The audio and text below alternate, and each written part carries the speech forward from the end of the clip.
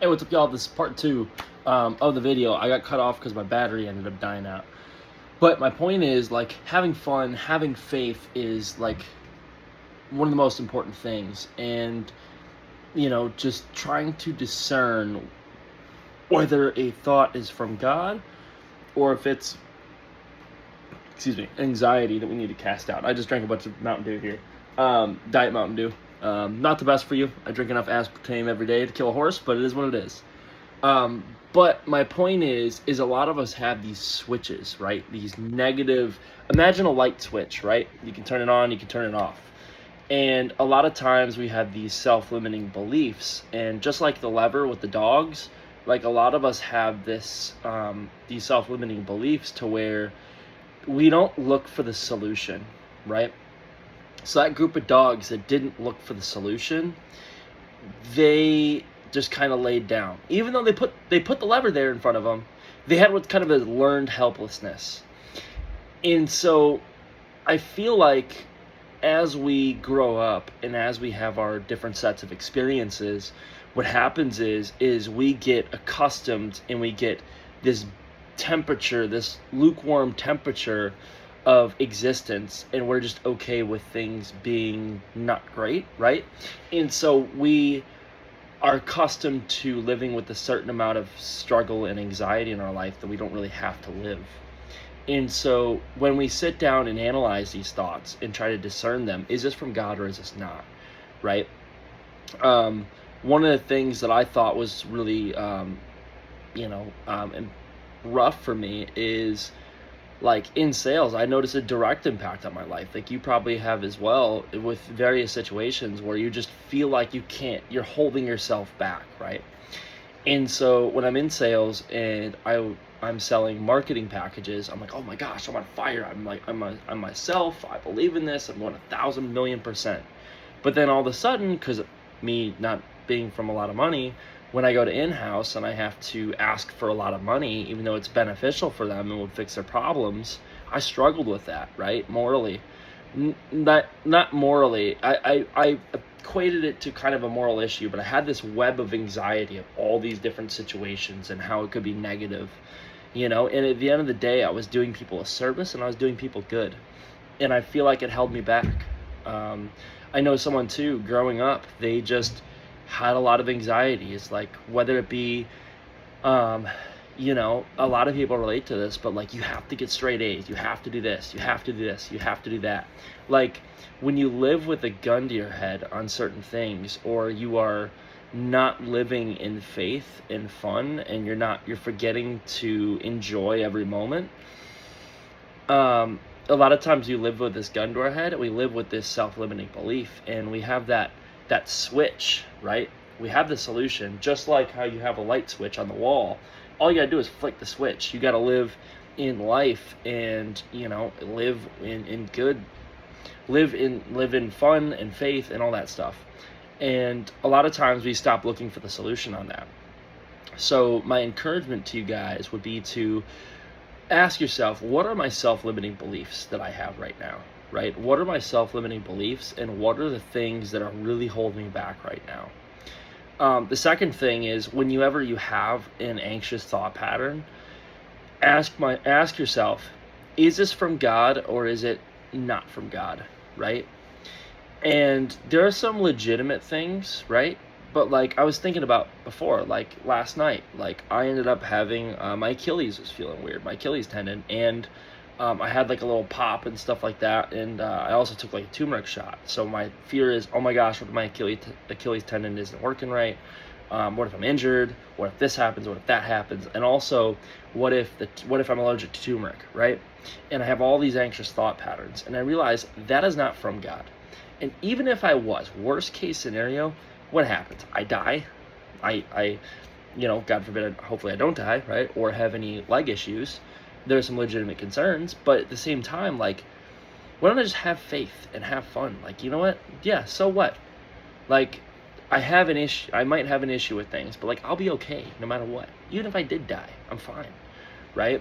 And I think the more and more we live with that, or like that lack of fear from the worst case scenario, and we just keep living and keep pushing on, in trying to give those anxious thoughts to God, that is really what heals. And I'm gonna let that sink for a minute, but that's what heals, right? So the other thing is when we have those self-limiting beliefs, like imagine there's like a electrical outlet, right? And this outlet, this current is feeding your anxiety.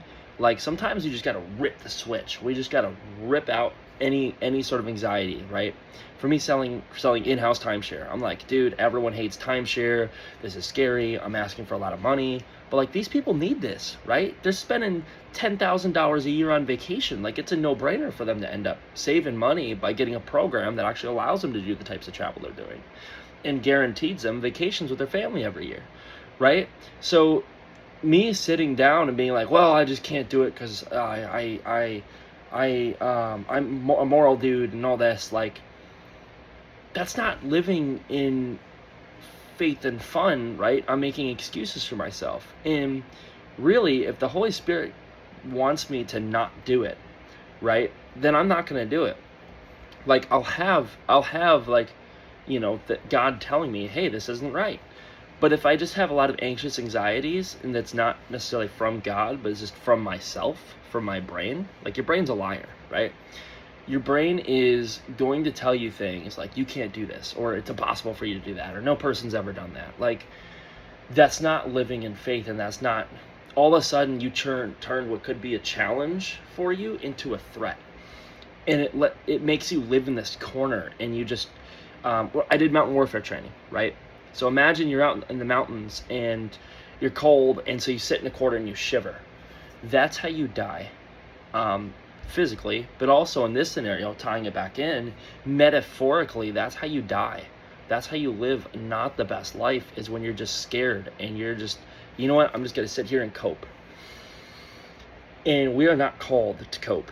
We are called to be, God calls us each, he created us individually, uniquely, with, specially. We are fearfully and wonderfully made. Each and every single one of us has this personality we need to bring to the table. And it is not right for us to limit ourselves. Like the human spirit is potential, our potential is astronomical, right? And I watch a lot of inspirational movies, and I just think about and reflect on, oh my gosh, like we have so much potential and so much power to do great things. Like even talks about in the Bible, like we have the power to trample on snakes and not, or be bit by snakes and not be harmed, or to trample on lions and tigers, or cast out demons. Like we're called for a very great purpose. And so there are going to be things that are hard in life, and there are going to be a lot of things that knock us down, and a lot of anxieties and a lot of fears. And sometimes life is great, right? When our bills are paid, we're doing well. Like it's easy to be doing well. The reason why so many people have seasons is because they don't live in that fun and faith, and they limit themselves, and they don't look for that solution, which is prayer, right? The solution is this thought from God? Is it just my anxiety? And if it is just your anxieties, hey, rip it out. Give it to God, and the peace of God will be with you. So pray about it. And it's one thing for me to say this, I don't know what people are going through. Like maybe it's a lot harder of a time than I've ever been through, right? But regardless, you look at when Nero burned Christians at the stake, and they were singing and they were praising God, and it made him even more aggravated, Nero, right? But no matter what happens in life, we are protected and we are taken care of.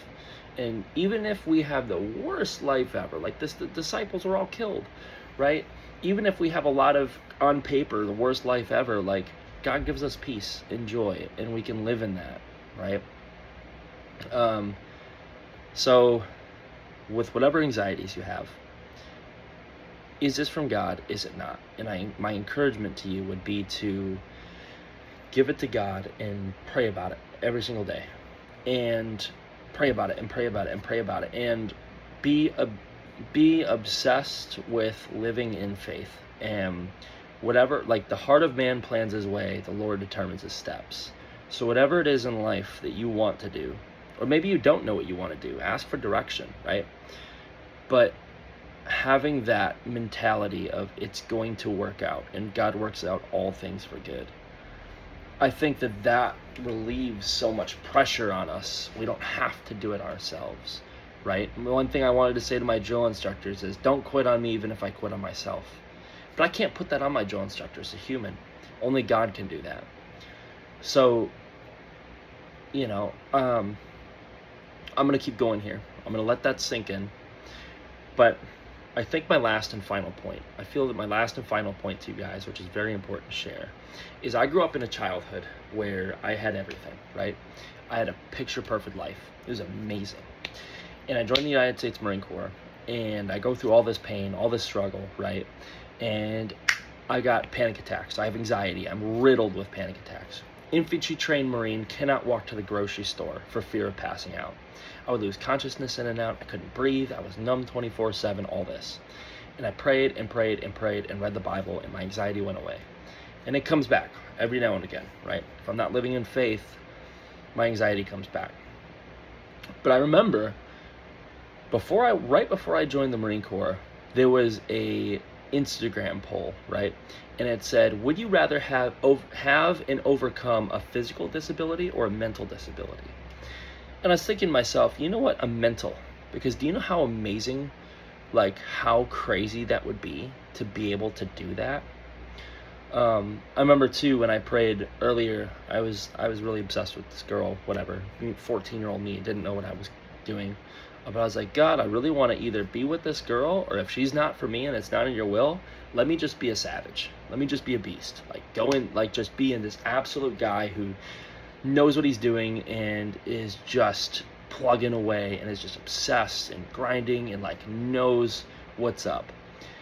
And I think about that, and it really dawned on me yesterday, like that is how my life is. Like my life now has been overcoming these mental challenges that are put in front of me, and being able to share the great blessing of wisdom that God has given me. And so as I work through this and navigate through this, and as I keep reflecting and working in prayer, I realize that there's a lot of power in that, right? And the reason why everyone was stressed out with tests and I never was, and the reason why people were so stressed out about performance in the Marine Corps and stuff, and why I never was, like, I just lived in fun and faith, and like the drill instructors would tell us to do something. I'm listening to a little pump on my head, like, what was it? 100 on my wrist, 100 on my wrist. We had to take these locks and we had to like flip them. And like, we had to just do it over and over, and it's supposed to be a shoulder exercise. Like, I was having fun with it. I'm like bopping and stuff, like trying to make sure the drill instructors don't see me, you know what I mean? Like that type of deal. But like, I was having fun with it. And even in Warcraft, right? I was 12 years old leading raid groups, and they're like, you're an idiot, dude, you suck. And they kicked me every single time. Or like, even with timeshare. Like, I sucked when I went to in-house. I sucked. I was terrible. Frontline, I sucked. I was terrible. But like, I keep on keeping on. I keep pushing through and pushing through and pushing through, because something is going to break, right? The wall is going to give way. And I'm going to overcome these self-limiting beliefs, and I'm going to do well. And if it's in God's will, right? If it's not, then I'll know. But living with that faith and knowing the heart of man determines his way, the Lord determines his steps, I know that I don't need to know everything. I don't need to have the solution right in front of me. But what I do need is that whatever self-limiting beliefs or doubts I have, I bring them to God, and God is with me all the time. And this life is hard sometimes. This life will freaking beat you down, right? And I'm not trying to sound like Rocky here or whatever. I think it's a little cheesy. That was probably the one good quote in Rocky 4. But like, I hate the Rocky movies. Anyways, long story. But my point is like, when you know that God is on your side, like if God is for us, who can be against us? There's a Bible verse that says that. If you know this in your heart of hearts, and you live this out every single day, and you live in faith and confidence and with love and joy and love for other people, and you start living out your why, like, it is so impactful and so powerful. And you know, no matter what happens around you, there could be a lot of storms. You're gonna figure it out, and you know, you're going to get through a phase where life is hard. But you know what? Like, I was homeless at a time. I lost my wallet. It was my entire well-being, and I lost my wallet, and I didn't have fear. I'm like, oh my gosh, like, that's my wallet. I'll figure it out. God will make a way. And I prayed and prayed and prayed and prayed and prayed about it, prayed about it, prayed about it. Eventually found it, right? It was in a secret compartment in my bag. After digging through a million different things and going back to the work truck and digging through all these wood chips and all that. But like, you know, I guess living in faith and living with God next to you and trying to be that person that God called you to be and be that soldier for Christ, that is powerful. You know, you think about Unbreakable, I believe that the movie was called, and the guy is sitting there and he believes in God and believes that he's going to get through, and he's in this war camp and he's not eating for weeks and all this stuff, and he refuses to hit other people, and even when the camp dude tells him to, and he's getting beaten to death, right? And he's pushing this thing, and they say, we're going to shoot you unless you end up holding this thing for a while. And he's just holding it, and not only is he holding it, he gets the strength to actually push it up. And it's this huge scene. And like Desmond Doss in World War II refuses to have a gun, and he goes into combat and he saves hundreds and hundreds, if not over 1,000 people, because of his faith in Christ. Like, the human spirit is powerful. So live in it. Live in faith, live in belief in God, and have fun with life. Right? So I hope this is encouraging to you guys. If you guys have any comments or any questions or anything, please feel free to drop something down below. I'm uploading a little bit more frequently now.